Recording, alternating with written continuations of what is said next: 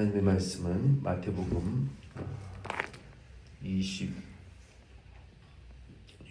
47절부터 보겠습니다.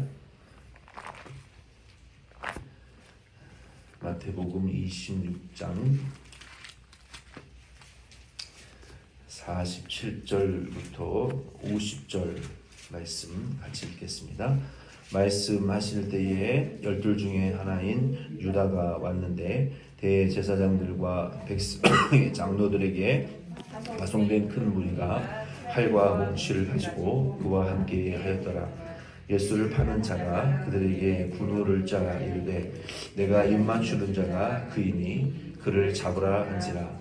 곧 예수께서 나와 라비어 안녕하시옵나이까 하고 입을 맞추니 예수께서 이르시되 친구여 내가 무엇을 하려고 왔는지 행하라 하신대 이에 그들이 나와 예수께 손을 대어 잡는지라. 아멘. 어제는 우리가 겟세마네 기름 짜는 틀에서 기도로 고난을 이기신 예수님을 우리가 묵상했고, 오늘은 이제 대제사장의 집들에서 붙잡혀 재판받으시는 예수님에 대한 말씀입니다. 예수님께서 십자가를 지시기 전에 기도를 통해서 시험을 넉넉히 이기셨고, 그리고 시험 가운데에서도 제자들과 사람들을 사랑하고 섬기셨고 신문을 받으신 예수님의 모습을 우리가 보게 됩니다. 여기 47절로 50절에 보면은 십자가를 지실 때 예수님은 마지못해서 그리고 억지로 이렇게 등 떠밀려 십자가 지시지 않으셨고, 또 정말 하기 싫은 일을 하듯이 십자가를 지지 아니하셨고, 예수님은 이 십자가를 지실 때 넉넉한 사랑과 또 충만한 사랑으로 원수들을 끝까지 사랑하시는 모습을 우리가 발견하게 됩니다. 사랑하는 가룟 유다가 예수님에게 제자가 되어서 배우고 따랐던, 예수님에게 말씀을 직접 들었던 제자임에도 불구하고 이 가룟 유다는 믿는 자도 아니었고 택자도 아니었다라고 성경은 말하고 있어요. 불택자였다라고 말하고 있어요. 이 가룟 유다가 마리아가 드린 그 향유 300데나리온이나 되는 그 향유를 깨트려 예수님의 머리에 다 부어드릴 때 가룟 유다가 제일 먼저 불평했어요. 불평하고 그것을 팔아서 핑계는 가난한 자들을 돕는 핑계를 댔지만 자기에게 돈을 맡기면 그 돈의 일부를 빼돌리려고 하는 이러한 사람이었기 때문에 가룟 유다는 이 돈의 노예였어요. 그래서 결국은 예수님을 팔아먹기로 작정했어요. 예수님에게 가서 입을 맞추고 안녕하십니까 예수님 인사드릴 때 군사들과 함께 예수님을 파는 신으로 예수님에게 입맞춤으로 예수님을 파는 그런 일을 했습니다. 그럼에도 불구하고 예수님께서는 그 가룟 유다에게 아주 욕을 하시거나 아주 악하게 대하시거나, 어차피 불택자고 어차피 악한 사람이고 돈의 노예가 된 사람이니까 함부로 해도 되겠다라고 막대하지 않으셨다는 거예요. 여기에도 우리가 배워야 될 점이 있습니다. 우리 예수님께서는 그 가룟 유다를 향해서 친구여 내가 무엇을 행하려고 왔는지 내가 행하려고 하는 일을 행하라 라고 하시면서 친구라고 부르셨고, 끝까지 친절한 그리고 충만한 예수님의 하나님의 사랑을 가룟 유다에게 보여주셨던 것처럼 우리들도 사람과의 관계에 있어서 나에게 원수와 같이 행했던 사람들이 있고, 또 때가 되면 얼굴 마주치는 날이 올 때가 있어요. 세상 말에 원수는 외나무 다리에서 만난다고 그랬잖아요. 우리가 피할 수 없는 자리에서 정말로 미워했던 사람, 나에게 상처를 주고 큰 고통과 아픔을 주었던, 내 인생에 씻을 수 없는 수치를 주었던 사람을 우리가 맞닥뜨릴 때 우리가 그 사람에게 예수님처럼 친구여 당신이 원하는 일을 행하라 라고 할 수 있는 그런 여유가 어디서 나오냐면 인생을 많이 산 연륜에서 나오는 것이 아니라 겟세마네에서 예수님께서 기도하셨을 때 십자가로 이미 기도를 통해서 그 십자가를 지시고 원수들을 용서하실 수 있는 그 능력이 그 기도 가운데에 임했기 때문에 우리들도 예수님처럼 그 기름 짜는 틀 겟세마네 자리에 나아가야 이 원수를 용서할 수 있는 힘이 넉넉함이 거기에서 나올 수가 있습니다. 요한복음 13장 8장 3절로 6절 말씀에도 보면은 로마 군사들을 향해서도 너희가 찾는 사람이 바로 나다. 로마 군병들이 와서 예수님을 찾을 때 예수님은 숨거나 도망치지 않으셨고 제자들을 앞서서 너희가 찾는 사람이 바로 나다라고 했을 때 하나님의 그 권능이 그 가운데 나타나서 로마 군병들이 뒤로 나가 자빠졌다. fell down on the ground 라고 그들이 나가 떨어졌어요. 예수님 너희가 찾는 사람이 바로 나다 하고 말씀하셨을 뿐인데 그들이 예수님의 권세에 눌려서 뒤로 나가 자빠 떨어지는 이런 일도 있었어요. 예수님께서는 예수님을 죽이려고 찾아온 로마 군병들에게 막 폭력으로 저항하시고 발악하시고 소리를 지르고 대적하고 반항하시지 않았어요. 예수님께서 너희가 찾는 사람이니 날 잡아가라. 요즘 누가 자기의 죄를 인정합니까? 떳떳하게? 정치인들 보세요. 법조인들 보세요. 나라의 리더라고 하는 사람들이 모든 사람이 죄를 지었고 잘못했다고 해도 변명하고 핑계하고 숨고 자기의 죄를 책임을 인정하려고 하지 않는 것이 오늘날 정치인들이고 법조인들이고 국가의 리더들이에요. 예수님은 당신의 죄가 없음에도 불구하고 우리의 죄 때문에 군병들에게 잡혀가실 때 너희가 찾은 사람이니 날 잡아가라 하고 예수님이 대신 죄를 짊어지시고 우리의 죄를 짊어지시고 십자가에 이제 못 박히러 가신 그 예수님의 모습을 우리도 오늘 본받아야 될 줄로 믿습니다. 51절로 56절 말씀 같이 읽겠습니다. 예수와 함께 있던 자 중에 하나가 손을 펴 칼을 빼어 대제사장의 종을 쳐 그 귀를 떨어뜨리니 이에 예수께서 이르시되 내 칼을 도로 칼집에 꽂으라. 칼을 가지는 자는 다 칼로 망하느니라. 너는 내가 내 아버지께 구하여 지금 12군단 더 되는 천사를 보내시게 할 수 없는 줄로 아느냐. 내가 만일 그렇게 하면 이런 일이 있으리라 한 성경이 어떻게 이루어지겠느냐 하시더라. 그때에 예수께서 무리에게 말씀하시되 너희가 강도를 잡는 것 같이 칼과 몽치를 가지고 나를 잡으러 나왔느냐. 내가 날마다 성전에 앉아 가르쳤으되 너희가 나를 잡지 아니하였도다.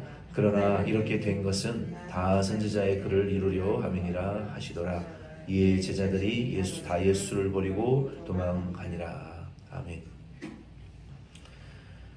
십자가를 지시기 전에 예수님께서는 여기 51절 56절 말씀에 보면은 한 점의 오점을 남기지 않으셨어요.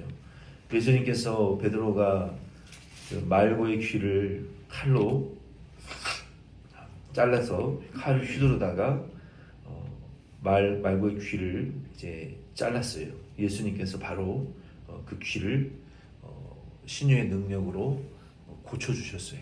예수님은 십자가에 잡혀 못 박히시기 전에도 그 불신자의 귀를 신유의 능력으로 고쳐주시고 그리고 그때까지도 제자들과 성도들을 향해서 어떻게 우리가 예수님의 그 불의하고 부당한 일을 당하시는 예수님의 그 상황을 통해서 우리 그리스도인들도 부당한 일을 당하고 불의한 복음 때문에 예수 때문에 교회 때문에 사명 때문에 주의 일 때문에 부당하고 불의한 일을 당할 때 이렇게 살아야 된다라고 하시면서 말고의 귀를 자른 그 말고의 귀를 고쳐주시는 예수님의 모습 그리고 베드로와 제자들과 오늘날 이 성경을 우리 그리스도인 신약교회의 그리스도인들을 향해서 칼로 일어난 사람은 칼을 가지는 사람은 칼로 망한다. 칼을 뽑아드는 사람은 결국은 그 칼에 의해서 망한다. 이게 정말 정확한 말씀인 것 같아요. 우리가 베드로가 칼로 말고의 귀를 잘랐는데 결국은 도망갔다가 예수님이 그 심판받는 법정에 몰래 숨어 들어가서 모닥불을 쬐고 있을 때 그 제사장의 그 말고의 친척인 어린 여자가 쪼르르 와가지고 너 예수님 제자지? 아니야. 내 예수 난 저주해. 나 몰라.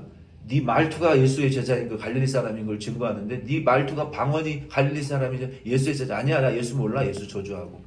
너 예수의 제자가 아니야.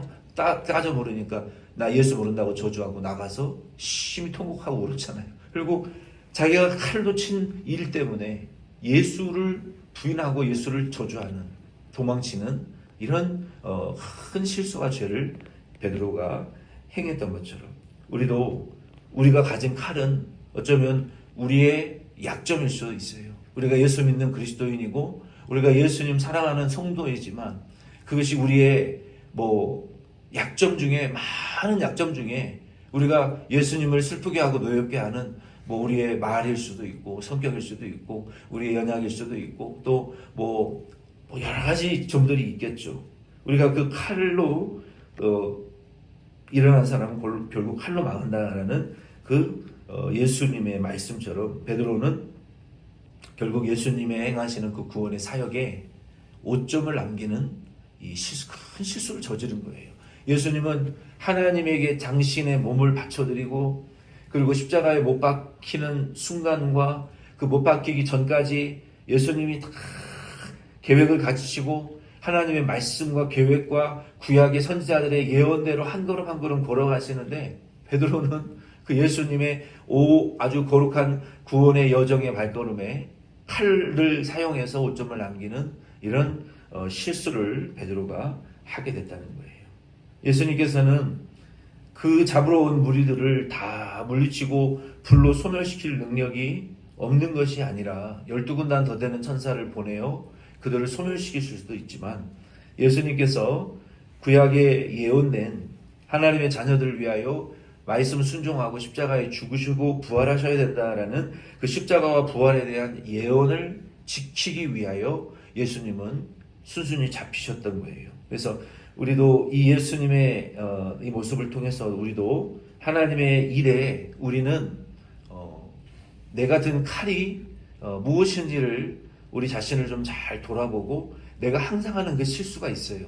하나님의 일에 내가 항상 그 일을 거스리고 무너뜨리는 하나님의 일을 방해하는 나의 열심이고 내가 그리스도를 위해서 뭔가를 좀 해보려고 열심히 내는 거지만 결국 그것이 하나님의 뜻이 아니면 예수님을 방해하는 일이 베드로와 같이 된다는 것을 우리가 알고 나의 그 칼이 무엇인지를 예수님의 일에 오점을 남기는 칼이 무엇인지를 우리는 이 고난주간을 통해서 우리가 깨닫고 회개하고 예수님 베드로와 같은 칼을 빼서 당신의 구원의 사역의 교회에 오점을 남기는 자가 되지 않게 해주시옵소서. 우리가 그것을 또 회개할 수 있는 이 고난주간 되기를 바랍니다. 57절로 68절 마지막으로 같이 읽겠습니다. 예수를 잡은 자들이 그를 끌고 대제사장 가야바게로 가니 거기 서기관과 장로들이 모여 있더라. 베드로가 멀찍이 예수를 따라 대제사장의 집들에게까지 가서 그 결말을 보려고 안에 들어가 하인들과 함께 앉아 있더라. 대제사장들과 온 공회가 예수를 죽이려고 그를 칠 거짓 증거를 찾음에 거짓 증인이 많이 왔으나 얻지 못하더니 후에 두 사람이 와서 이르되 이 사람의 말이 내가 하나님의 성전을 헐고 사흘 동안에 지을 수 있다 하더라 하니 대제사장이 일어나서 예수께 묻되 아무 대답도 없느냐 이 사람이 너를 치는 증거가 어떠하냐 하되 예수께서 침묵하시거늘 대제사장이 이르되 내가 너로 살아계신 하나님께 맹세하게 하노니 내가 하나님의 아들 그리스도인지 우리에게 말하라. 예수께서 이르시되 내가 말하였느니라. 그러나 내가 너희에게 이르노니 이후에 인자가 권능의 우편에 앉아 있는 것과 하늘 구름을 타고 오는 것을 너희가 보리라 하시니 이에 대제사장이 자기 옷을 찢으며 이르되 그가 신성모독하는 말을 하였으니 어찌 더 증인을 요구하리요. 보라 너희는 지금 이 신성모독하는 말을 들었도다. 너희 생각은 어떠하냐. 대답하되 이르되 그는 사형에 해당하니라 하고 이에 예수의 얼굴에 침 뱉으며 주먹으로 치고 어떤 사람은 손바닥으로 때리며 이르되 그리스도야 우리에게 선지자 노릇을 하라. 너를 친 자가 누구냐 하더라. 아멘. 이 죄 없으신 예수님은 이 복음 사복음서의 기록에 의하면은 총 6번 끌려다니셨어요. 이런 아주 일반적이지 않고 비정상적인 재판을 예수님은 받으셨는데, 첫 번째는 요한복음 18장 13절에 보면은 안나스의 심판, 대제사장 안나스에게 가서 심판을 받으셨고, 본문 말씀이 두 번째 재판을 받으신 말씀이에요. 가야바에게 끌려가셔서 대제사장의 뜰에서 예수님이 신문을 받으시고, 이 신문을 받기 전에 그 당시에는 군병들이 대제사장이나 이 심판장 앞에 설터기 전에 예수 그리스도를 손목을 큰 기둥에 묶어놓고 그 채찍 끝에 쇠 파편이 달려있는 채찍으로 예수님을 등을 거의 기절하기 정도까지 살이 패여나가고 피가 철철 흐를 정도로 이 죄인을 때리는 그 재판 과정이 먼저 있었어요. 예수님을 그렇게 때리고, 그리고 두 번째 이 가야바의 심판을 받는 본문 말씀의 내용입니다. 그리고 세 번째는 누가복음 22장 26절에 보면은 공의회, 예루살렘의 72명의 대제사장들과 제사장들로 이루어진 그 공의회 재판성에 가셔서 세 번째로 재판을 받으셨어요. 마가복음 15장 1절에 보면은 그 다음에 네 번째 빌라도의 법정에 가셔서 예수님 심판 받으시고, 누가복음 23장 7절로 8절을 보면은 다섯 번째 헤롯 왕에게 가서 또 재판을 받으셨어요. 그리고 다시 두 번째로 여섯 번째로 누가복음 23장 11절에 보면은 다시 재차 네 번째 빌라도의 재판을 받았지만 다시 또 헤롯이 나에게는 재판할 권세가 없다. 나는 이 사람의 죄를 나는 찾지 못한다 하고 빌라도에게 다시 돌려보내는 이런 마지막 그 재판을, 여섯 번째 재판을 예수님은 이제 받으셨습니다. 이 영적인 진리를 모르는 자들에게 예수님께서는 변명하지 않으셨어요. 성전을 헐고 사흘 만에 다시 짓겠다라고 하시는 것은 예수님의 죽으심과 부활을 의미하는 거예요. 그러나 그들은 그것을 이해하지 못했고 성전을 헐겠다고 했으니 그것도 하나님을 못 오가는 죄다. 그리고 예수님은 그 변명 앞에 설명하지 않으셨고, 예수님께서는 꼭 필요한 진리만 말씀을 하셨어요. 그러니까 모든 말에 예수님은 신문을 받고 십자가에 못 박히시기 전까지 다 설명하지 않으시고, 예수님이 성전을 사흘 만에 헐고 네가 짓는다고 했느냐, 예수님 거기가 이거는 내가 십자가의 죽음과 부활을 의미하는 것이다 라고 설명하지 않으셨고, 내가 하나님의 아들이냐, 네가 하나님의 아들 그리스도냐라고 정말로 핵심적으로 중요한 질문에 예수님께서 내가 말하였다. 내가 하나님의 아들이다. 그리스도다라고 예수님께서 분명한 진리를 말씀하셨어요. 그러니까 우리도 예수님의 진리를, 예수님은 하나님의 아들이시고 그리스도시기 때문에 진리를 말했지만 사람들은 믿지 않고 예수님 신성 모독이다. 하나님을 모독하는 짓이다. 예수님 십자가에 못 박혀 죽였잖아요. 말세에도 마찬가지예요. 우리가 예수가 구주요, 그리스도요, 우리의 죄사해 주시는 하나님의 아들이요, 우리가 예수 믿음으로 하나님 자녀되고 천국 가고 부활하고 천국 간다. 이 복음을 말하면 말세에는 죽여요. 마지막 말세의 환란의 때에는 이 진리를 말하면 진리를 말한다고 죽이고 진리를 말한다고 핍박을 해요. 하나님에게 예배드리러 간다 그러는데 핍박해요. 하나님에게 예배드리고 기도하러 간다는데 남편이 방해하고 아내가 방해하고 자식이 방해하고 부모가 방해하고 친구가 방해하고 직장이 방해하는 세상이에요. 하나님 섬기고 경배하고 사명 감당한다 그러는데 오늘날도 누가 누구를 핍박하느냐? 가장 가까운 가족이 방해하는 거예요. 멀리 있는 사람이 방해하는 게 아니에요. 뭐 때문에 우리가 신앙생활을 못하냔 말이에요. 뭐 때문에 기도를 못하고 뭐 때문에 하나님 앞에 나아가는 일이 막히냔 말이에요. 누구 때문에? 가장 가까운 가족 때문에 방해가 된다고요, 말세에는. 그래서 예수님께서도 여러 차례 말씀을 하셨잖아요. 누구든지 나를 따라오려거든 부모와 친척과 형제와 전토와 자기 자신까지 부인하지 않으면 말세에 나 못 따라온다.